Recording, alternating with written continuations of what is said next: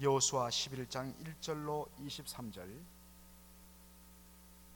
우리 한 절씩 교독하죠. 1절 2절을 제가 먼저 연속으로 읽습니다. 하소랑 야빈이 이 소식을 듣고 마돈 왕 요밥과 시므론 왕과 악삽 왕과 기네롯 남편 아라바와 평지와 서방 돌의 높은 곳에 있는 왕들과 동서편 가나안 사람과 아모리 사람과 헷 사람과 브리스 사람과 산지의 여부수 사람과 미스바 땅 헤르몬산 아래 히위 사람들에게 사람을 보내매 그들이 그 모든 군대를 거느리고 나왔으니 민중이 많아 해변에 수다한 모래 같고 말과 병거도 심히 많았으며 이 왕들이 모여 나와서 이스라엘과 싸우려고 메론 물가에 함께 진쳤더라. 여호와께서 여호수아에게 이르시되 그들을 인하여 두려워 말라. 내일 이맘때에 내가 그들을 이스라엘 앞에 붙여 몰살시키리니 너는 그들의 말 뒷발에 힘줄을 끊고 불러 그 병거를 살으라. 이에 여호수아가 모든 군사와 함께 메론 물가로 가서 졸지에 섭격할 때에 여호와께서 그들을 이스라엘의 손에 붙이신 고로 그들을 격파하고 큰 시돈과 미스로봇 마임까지 쫓고 동편에서는 미스바 골짜기까지 쫓아가서 한 사람도 남기지 아니하고 쳐 죽이고 여호수아가 여호와께서 자기에게 명하신 대로 행하여 그들의 말 뒷발에 힘줄을 끊고 불로 그 병거를 살랐더라. 하솔은 본래 그 모든 나라의 머리였더니 그때에 여호수아가 돌아와서 하솔을 취하고 그 왕을 칼날로 쳐 죽이고 그 가운데 모든 사람을 칼날로 쳐서 진멸하여 호흡이 있는 자는 하나도 남기지 아니하였고 또 불로 하솔을 살랐으며 여호수아가 그 왕들의 모든 성읍과 그 모든 왕을 취하여 칼날로 쳐서 진멸하여 여호와의 종 모세의 명한 것과 같이 하였으되 여호수아가 하솔만 불살랐고 산 위에 건축된 성읍들은 이스라엘이 불살하지 아니하였으며 이 성읍들의 모든 재물과 가축은 이스라엘 자손들이 탈취하고 모든 사람은 칼날로 쳐서 진멸하여 호흡이 있는 자는 하나도 남기지 아니하였으니 여호와께서 그 종 모세에게 명하신 것을 모세는 여호수아에게 명하였고 여호수아는 그대로 행하여 여호와께서 무릇 모세에게 명하신 것을 하나도 행치 아니한 것이 없었더라. 여호수아가 이같이 그 온 땅 곧 산지와 온 남방과 고센 온 땅과 평지와 아라바와 이스라엘의 산지와 그 평지를 취하였으니 곧 세일로 올라가는 한락산에서부터 헤르몬산 아래 레바논 골짜기의 바알갓까지라. 그 모든 왕을 잡아 쳐 죽였으며 여호수아가 그 모든 왕과 싸운 지는 여러 날이라.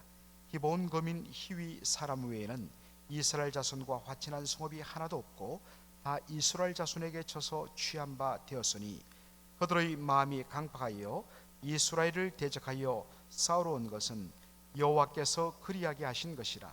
그들로 저주받은 자 되게 하여 은혜를 입지 못하게 하시고 여호와께서 모세에게 명하신 대로 진멸하려 하심이었더라. 그때 여호수아가 가서 산지와 헤브론과 드빌과 아납과 유다 온 산지와 이스라엘의 온 산지에서 아낙 사람을 멸절하고 그가 또 그 성읍들을 진멸하였으므로 이스라엘 자손의 땅 안에는 아낙 사람이 하나도 남음이 없고 가사와 가드와 아스돗에만 약간 남았더라. 다 같이 읽겠습니다. 이와 같이 여호수아가 여호와께서 모세에게 이르신 말씀대로 그 온 땅을 취하여 이스라엘 지파의 구별을 따라 기업으로 주었더라. 그 땅에 전쟁이 거쳤더라. 아멘.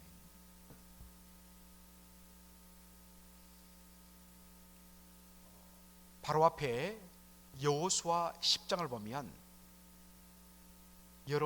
우리가 어떤 의미에서는 대부분 처음 들어보는 여러 성읍들을 가서 온 이스라엘이 가서 쳐서 진멸하고 그 다음에 온 이스라엘이 가서 진멸하고 계속적으로 반복적으로 이런 표현이 나옵니다. 정리하자면 여호수아 10장에 나오는 그 도시들은 가나안 땅의 남쪽에 위치한 도시들입니다.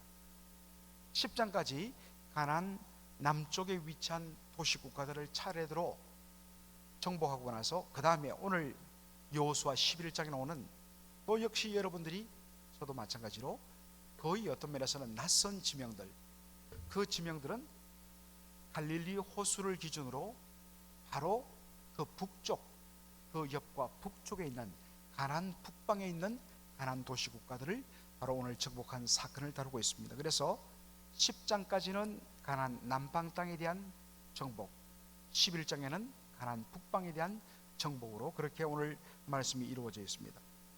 자, 여호수아 11장 1절 여러분 화면에 한번 보도록 하죠.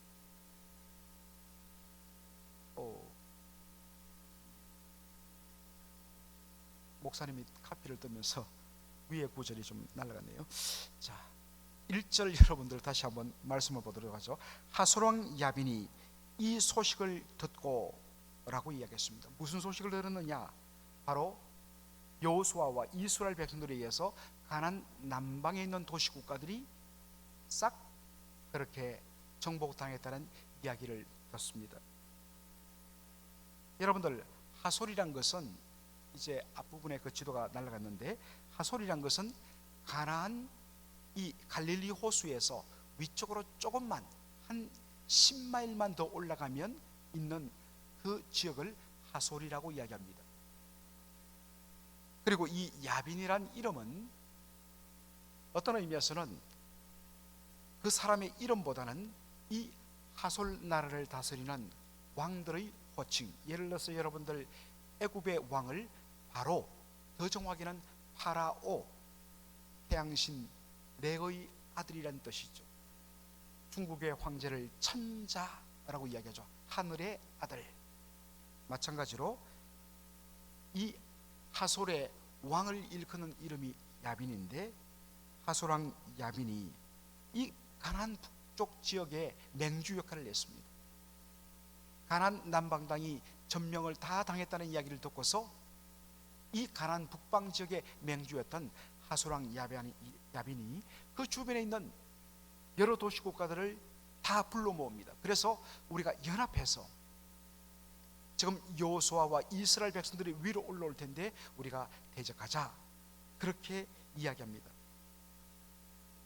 자, 그런데 오늘 성경에 보니까 여러 주변에 저 동쪽 위쪽으로 헤르몬산에 있던 그 가나안 족속들, 그 다음에 이 지중해 위쪽으로 시돈 땅, 페니키아인들이 만든 도시국가죠. 그 모든 지역에 있는 도시국가들이 모이는데 특별히 흥미로운 것은 바로 3절에 있는 이 긴네롯이라는 이름입니다. 2절이죠. 긴네롯. 여러분들 긴네롯 그냥 또 너무 우리 갈 수 있는데, 여러분들 이 긴네롯이란 말은 바로 그 말의 의미가 하프, 여러분들 하프 있죠? 이 음악하는 하프, 그 하프란 뜻을 갖고 있습니다. 여러분들 이 긴네롯이 어딜까요? 바로 이것이 긴네롯입니다. 여러분 이 긴네롯이 뭐겠습니까? 어디죠? 갈릴리 호수예요. 갈릴리 호수에 이제 예수님 당시에 이런 도시들이 형성되었는데, 왜 예수님 당시에는 갈릴리였지만 그 이전에는 긴네롯이라고 불렀습니다. 왜냐? 이 갈릴리 호수가 그들의 눈으로 봤을 때는 마치 그렇게 하프 모양, 음악을 하는 하프 모양으로 생겼기 때문에 이 사람들은 이 갈릴리 호수를 긴네롯이라고 불렀던 것입니다. 바로 이 갈릴리 호수 주변에 있는 긴네롯이라는 도시국가를 포함해서 수많은 가나안 북방의 도시국가들이 연합군대를 형성합니다. 그리고 11장 5절에 보니까 그들이 메론 물가에 진을 쳤다 하는데, 역시 메론 물가도 이 갈릴리 호수 북쪽에 위치한 거기서부터 나오는 물줄기를 바로 메롯 물가라고 이야기합니다. 그런데 11장 4절에 보니까 이렇게 이야기합니다. 얼마나 군대가 많은지 이렇게 표현했습니다. 해변에 수다한 모래 같고. 여러분, 모래를 헤아릴 수가 있습니까? 헤아릴 수 없지요. 어마어마하게 많은 사람들 도무지 헤아릴 수가 없다는 것입니다. 그리고 말과 병거도 심히 많았으며 그저 보병 대 보병으로 싸우는 것 아닙니다. 이스라엘 백성들은 뭐 그 당시에 말도 없고 병거, 이 체리엇, 전차도 없습니다. 그런데 이미 가나안 이 북방의 나라들은 말과 병거, 전차가 다 갖춰진 그런 완벽한 기병과 전차 부대 그리고 보병 부대, 이렇게 완벽한 체제를 갖춘 군대를 가지고 있었습니다.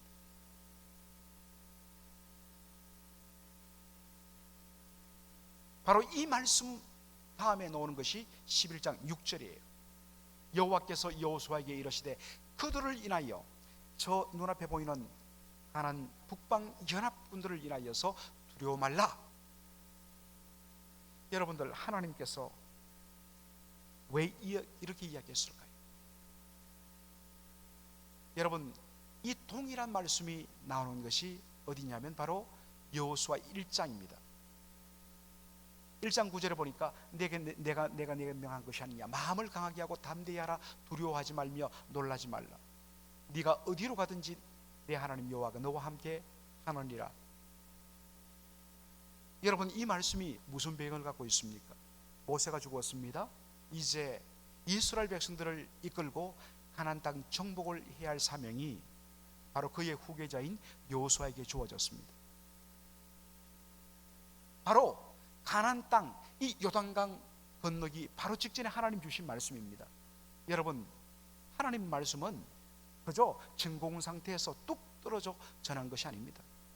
하나님께서 이 말씀을 하시다는 것은 무슨 말이겠습니까? 왜 하나님께서 뜬금없이 두려워하지 말라, 마음을 강하게 하라, 담대하라, 놀라지 말라 그렇게 하시겠습니까? 그렇지 않다는 것입니다. 반드시 말씀은, 그런 말씀을 하셨을 때는 바로 그 상황이 펼쳐졌기 때문이라는 것입니다. 여호수아의 마음에는 두려움이 임했습니다. 이것을 아시는 하나님께서 이야기하십니다. 두려워하지 말라, 마음을 담대하라, 내가 너와 함께, 네가 어디로 가든지 너와 함께 할 것이라. 여러분, 여호수아 1장은 바로 그렇게 되어 있는 것입니다. 오늘도 마찬가지입니다. 하나님께서 여호수아에게 하시는 말씀이 무엇입니까? 여호와께서 여호수아에게 이르시되 그들을 인하여 두려워하라.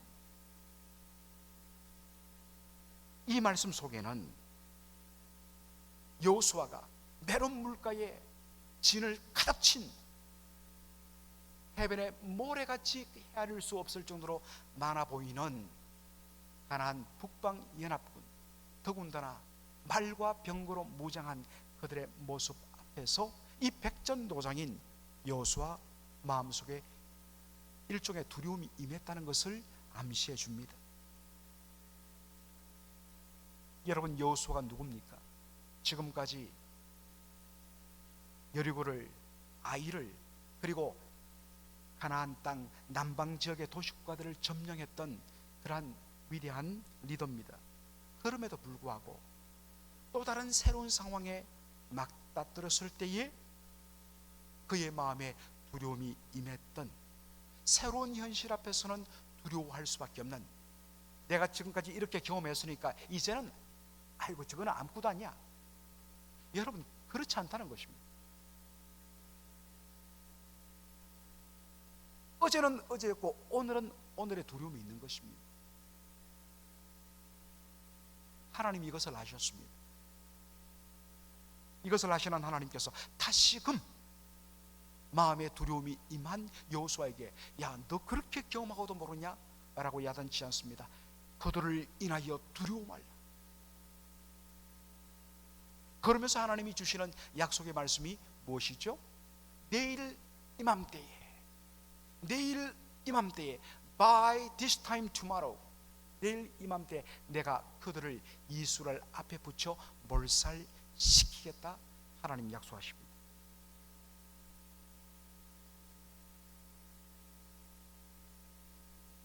영어 문장을 봐도 알듯이 이 말씀의 주어는 I, 바로 하나님이십니다. 내가 하겠다는 것입니다. 내일 이맘때까지 내가 저들을 어마어마하게 보이고 해변에 모래같이 많고 말과 병거로 무장하여서 어마어마한 위용을 갖추고 있지만 내일 이맘때까지는 내가 너희들 앞에 건네주어서 몰살시키겠다. 내가 하겠다. 내가 반드시 이 싸움을 이기게 하겠다. 그러므로 너희는 두려워 말라. 여러분, 우리 성도들의 모든 삶에 내가 나 혼자 있고 내가 싸우는 것지만 우리 성도들의 삶의 원리는 여호와 하나님께서 우리 앞에 먼저 가십니다. 다시 한 번 더 주목할 말씀은 무엇입니까? 내일 이맘때라는 말입니다. 여러분, 왜 하나님께서 여호수아에게 내일 이맘때까지라고 이야기했을까요? 왜 내일 이맘때까지라고 이야기했을까요? 여러분, 이 표현, 이 시간적인 표현은 무슨 의도로 주신 말씀일까요? 내일 이맘때까지, 지금부터 내일 이맘때까지면 24시간입니다. 이 구체적인 시간에 바로 언급은 대단한 것 같지만, 가나안 북방 세력들이 대단한 것 같지만 저들의 저 세력이 얼마 남지 않았다는 것입니다. 기껏해야 하루, 기껏해야 하루, 길지 않다는 것입니다. 지금 당장은 대단해 보입니다. 그러나 대단할 것 같고 영원할 것 같지만 저들의 시간은 내일까지입니다. 이게 하나님의 관점이에요. 하나님 앞에서 이 땅에 대단해 보이고 높아 보이고 그것이 그 사람의 어떤 면에서는 권세든지 권력이든지 그 사람의 어떤 면에서는 학벌이든지 그것이 그 사람의 명예든지 그 사람의 어떤 재력이든지 사람 앞에는 대단하고 그것 때문에 우쭐한다고 할지라도 하나님 말씀하십니다. 내일 이맘때란 것입니다. 아무것도 아니에요. 교만해서는 안 됩니다. 그리고 동시에 우리 앞에 놓인 세력들 앞에 하나님의 백성들을 두려워하지 말아야 할 이유는 바로 하나님 앞에 그들이 그런 존재밖에는 되지 않다는 사실. 이것이 세상을 바라보시는 하나님의 시각입니다. 여러분들 요한계시록 18장을 보면 큰 성 바벨론, 그 당시 모든 세상의 바로 권력자들을 한 손에 쥐고 부와 권력을 한 손에 쥐고 뒤흔들던 바로 큰 성 바벨론으로 명명된 그 세력, 그것에 대해서 무너지는데 요한계시록 18장에만 세 번에 걸쳐서 이와 같은 표현을 줍니다. 반복적입니다. 자, 우리 다 같이 한번 18장 10절 한번 읽어보죠. 시작. 그 고난을 무서워하여 멀리 서서 가로되 화이도다 화이도다 큰성 경관성 바벨론이여 일시에 내 심판이 이르렀다. 절대로 무너질 수 없는, 그 어떠한 세력도 무너질 수 없는 바벨론. 1차적으로는 로마를 상징합니다. 로마 제국을 상징합니다. 그러나 이것은 역사에 오고 오는 하나님을 대적하는, 내가 제일이라고 자기의 힘과 권력으로 온 세계를 뒤흔드는 모든 세력은 다 바벨론입니다. 절대로 무너질 않았던 바벨론이 무너지는 것을 보고 사람들이 탄식합니다. 1시간에 내 심판이 이렇다. 이 1시간은 뭐냐? 영어 그대로예요. In 1 hour. 물론 60분으로 이루어진 1시간 1 hour를 가리키는 게 아니라 너무너무 짧다는 것입니다. 60분 길게 느껴지죠. 그러나 여러분들 그냥 갑니다. 1시간은. 그 다음에 똑같이 18장 16절로 17절이 이 큰 성 바벨론에 대해서 이렇게 이야기합니다. 다 같이 읽겠습니다. 가로되 화이도다 화이도다 큰 성이요 세마포와 자주와 붉은 옷을 입고 금과 보석과 진주로 꾸민 것인데 그러한 부가 일시간에 망하였도다. 각 선장과 각 처를 다니는 성객들과 선인들과 바다에서 일하는 자들이 멀리 서서 단식한 일시간에, 역시 똑같은 in 1 hour such great wealth has been brought to ruin. 완전히 황폐하게 됐다는 거죠. 여러분, 그런데 똑같은 말씀이 19절에도 한 번 더 반복됩니다. 다시 읽겠습니다. 티끌을 자기 머리에 뿌리고 울고 애통하여 외쳐 가로되 화이토다 화이토다 이 큰 성이여, 바다에서 배부리는 모든 자들이 너의 보배로운 상품을 인하여 치부하였더니 일시간에 망하였다. In 1 hour. 여러분, 왜 큰 성 바벨론에 대하여서 이와 같은 탄식들을 반복적으로 표현했을까요? 여러분, 성도에 대한 위로의 말씀입니다.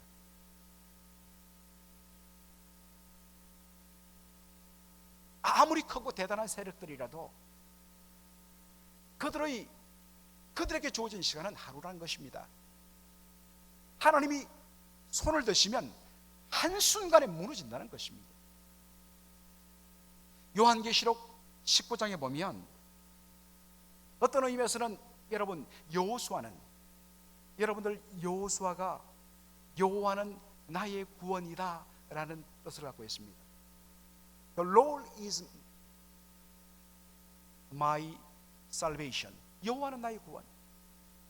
여러분들, 이 구원, salvation, 여호와 하나님이 우리의 구원 되심을 고백하는 또 하나의 이름이 있습니다.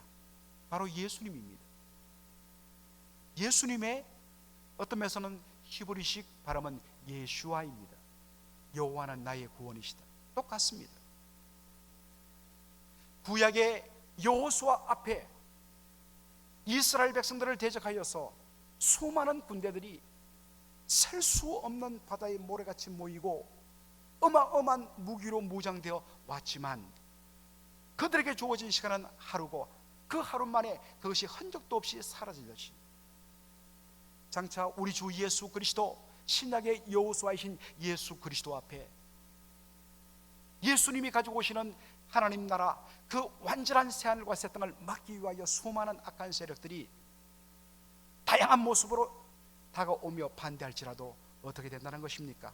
자, 요한계시록 19장, 바로 그런 구조로 우리가 이 말씀을 봐야 됩니다. 19장 19절로 21절 우리 다 같이 읽겠습니다. 또 내가 보매 그 짐승과 땅의 임금들과 그 군대들이 모여 그 말탄 자와 그의 군대로 더불어 전쟁을 일으키다가 짐승이 잡히고 그 앞에서 이적을 행하던 거짓 선자도 함께 잡혔으니 이는 짐승의 표를 받고 그의 우상에게 경배하던 자들을 이적으로 미혹하던 자라. 이 둘이 산채로 유황불 붙는 못에 던지우고 그 나머지는 말탄 자의 입으로 나오는 검의 죽음에 모든 새가 그 고기로 배불리우더라. 요한계시록 여러분들 대단히 어려워 보이지만 철두철미하게 우리의 참된 여호수아이신 예수 그리스도, 그분의 온전하신 성리와 그분이 이루시는 성리의 하나님 나라, 바로 그것을 보여주는 완성의 복음인 것입니다. 그건 누구든지 하나님과 그의 기름 부으신 자 메시아 예수 그리스도를 대적한다 할지라도 하나님의 능력 앞에 한순간에 무너지는 이 땅의 그 어떤 세력보다, 심지어 마귀 사단이라 할지라도 우리 주의 말씀의 능력 앞에서 여지없이 깨어지는 것, 그러므로 우리가 두려워할 것은 누구십니까? 세상의 그 어떤 세력보다도 더 위대하시고 더 강하신 주님을 바라보고 그분이 나의 주님이시고 그분이 나를 이끄시며 그분이 앞서 싸우시는 이 거룩한 싸움에 우리가 참여했다는 사실입니다. 그러므로 세상의 그 어떤 것도 두려워할 필요가 없습니다. 두렵지요. 그러나 다시금 이런 말씀을 읽고 또 읽고 그때마다 이 말씀을 통해서 두려워 말라, 내가 너와 함께 했다. 저들 대단한 거 보이지? 저들에게 주어진 시간은 24시간이야. 그리고 무너지는 것은 일순간이야. 그때마다 이 말씀을 보면서 우리가 담대함을 가져야 됩니다. 동시에 어떤 의미에서는 우리가 이런 말씀을 보면서 함께 우리가 또한 우리를 살펴야 됩니다. 내가 지금 가지고 있는 것으로 혹여 내 고개를 쳐들고 뭔가 내가 남들보다 낫다고 생각하지 않는다. 하나님이 부으시면 아무것도 아니란 것입니다. 날아간다는 것입니다. 자랑하지 마세요. 겸손하셔야 돼요. 또 하나 주목할 명령은요, 여호수아 11장 6절 마지막 말씀이에요. 이 6절이 명령입니다. 자, 6절에 하나님께서 내가 다 붙여 멸절할 테니까 너는 뭘 해야 되느냐, 다 같이 읽겠습니다. 너는 그들의 말 뒷발에 힘줄을 끊고 불로 그 병거를 사르라.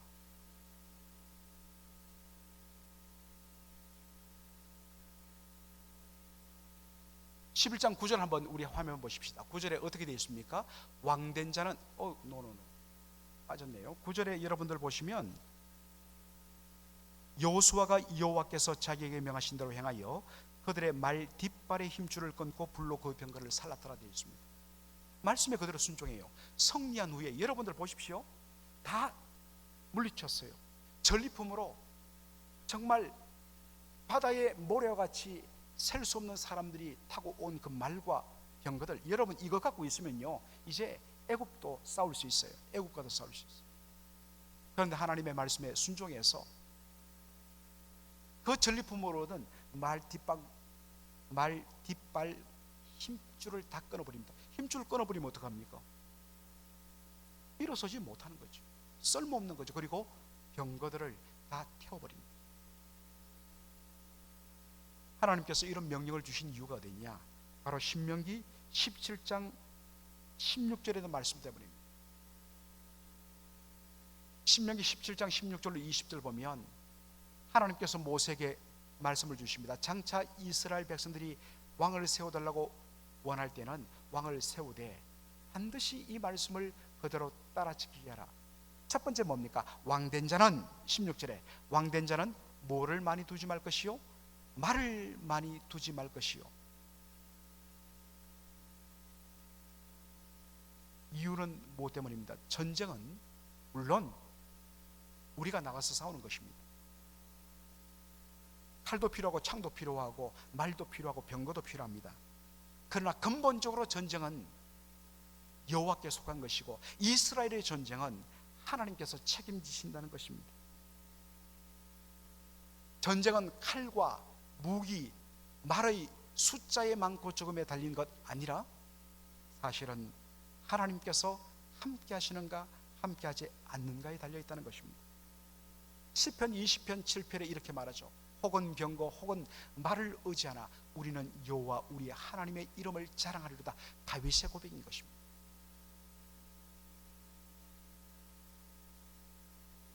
이 다윗의 고백이 그대로 드러난 것이 사무엘하 8장 4절입니다.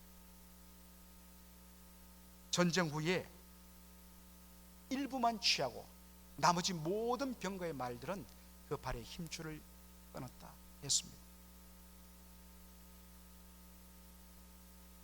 하나님만을 의지하고 그 하나님을 온전히 하나님께 의지하기 위한 하나의 신앙 고백입니다. 전쟁은 여호와께 속했다.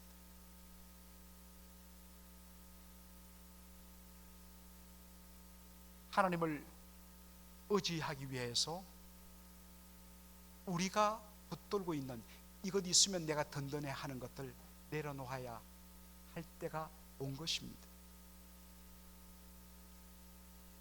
세상 것을 의지하고서는 그 손을 놓지 않고는 하나님을 우리가 의지할 수 없습니다. 오늘 이 말씀은 그러한 도전을 우리에게 주고 있습니다. 이제 말씀을 마무리합니다. 11장 23절 다 같이 읽도록 하겠습니다. 이와 같이 여호수아가 여호와께서 모세에게 이르신 말씀대로 그 온 땅을 취하여 이스라엘 지파의 구별을 따라 기업으로 주었더라. 그 땅에 전쟁이 거쳤더라 라고 되어 있습니다. 여러분들 오늘 설교 제목이 그 땅에 전쟁이 거쳤다는데, 이 그 땅에 전쟁이 거쳤더라, 여러분 영어 표현을 보십시오. Then the land had a rest from war. 전쟁으로부터 무엇을 가지게 됐다고요? Rest, 쉼, 안식을 가지게 됐다. 정확하게 이 표현은 그냥 전쟁이 이제는 거쳤더라가 아니라 바로 그 땅이 전쟁으로부터 안식을 얻게 되었다라는 말씀입니다.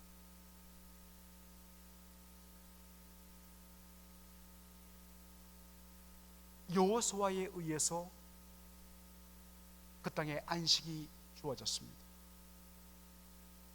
그리고 신약의 여호수아이신 예수 그리스도를 통하여 그의 십자가 부활을 통하여 우리에게 죄와 사망의 지배로부터 우리에게 안식이 임했습니다.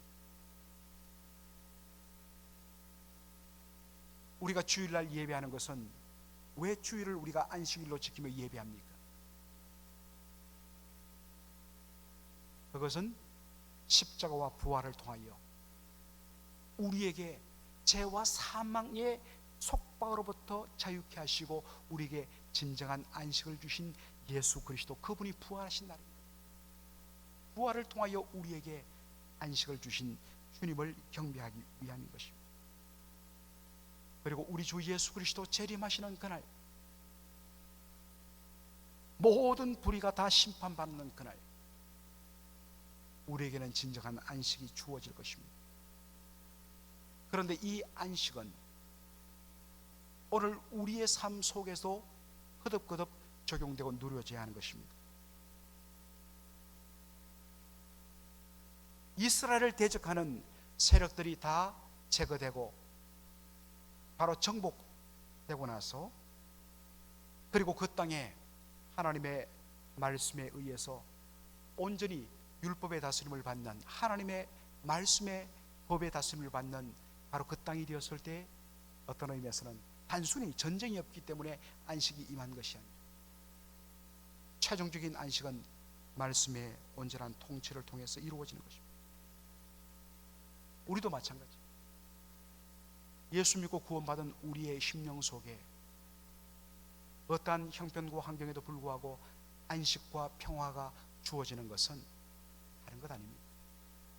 우리의 왕이신 그분이 우리의 심령을 다스리고 우리의 삶을 온전히 다스리는, 그리고 그 삶에 온전히 우리가 순복하게 될 때 바로 우리의 마음속에 진정한 안식을 우리가 누리게 되는 것입니다. 날마다 영적인 싸움과 말씀 순종의 삶을 통해서 우리의 심령 속에 하나님 주시는 안식을 누리는 저와 여러분 되기를 주의 이름으로 축원합니다.